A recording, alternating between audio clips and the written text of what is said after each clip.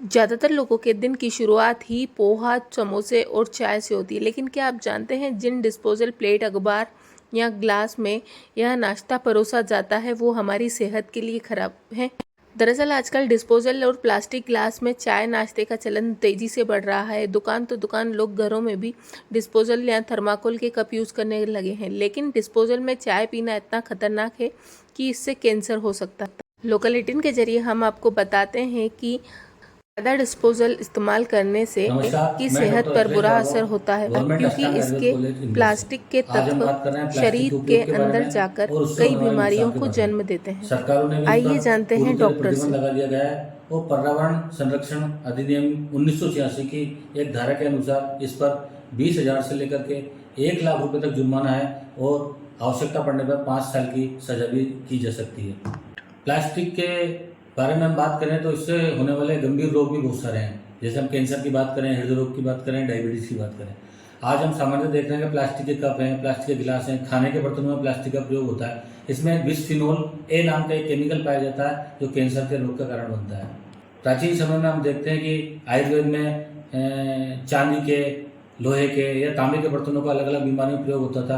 सामान्यतः मिट्टी के बर्तनों का हम प्रयोग करते थे जिससे किसी भी प्रकार का नुकसान नहीं होता था, परंतु अब हम प्लास्टिक का अधिक से अधिक प्रयोग करने लगे।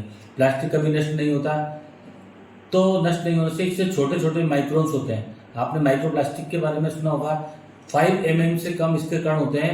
वो कण भोजन में, पानी में, हवा के माध्यम से हमारे शरीर में प्रवेश करते हैं और अनेक प्रकार की बीमारियों का कारण बनते हैं।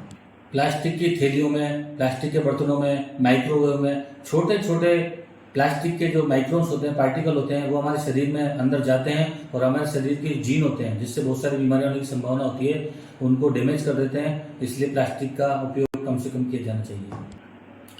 अभी एक रिसर्च में देखा गया है कि जितना भी प्लास्टिक है जो नष्ट नहीं होता है वो सामान्यतः पानी में जाता है और 4 से 14 मिलियन प्लास्टिक जो है वो समुद्रों में जा रहा है और वहाँ के जीव जंतुओं को भी इससे लगातार खतरा बना हुआ है। यदि मैं सामान्यतः बात करूँ तो पॉलीविनाइल क्लोराइड जो एक प्लास्टिक होता है, इसको बनाने के लिए विनाइल क्लोराइड नाम की एक गैस का प्रयोग किया जाता है। ये गैस इतनी खतरनाक होती है कि ये अनेक प्रकार के कैंसर का, लिम्फोमा का, ब्लड कैंसर का, लीवर के कैंसर का, फेफड़े को कैंसर का कारण बनती है। इसलिए कम से कम हमारे खाने में, हमारे पीने में प्लास्टिक के बर्तनों का उपयोग कम से कम करें और कम से कम सिंगल यूज प्लास्टिक का तो प्रयोग करें नहीं।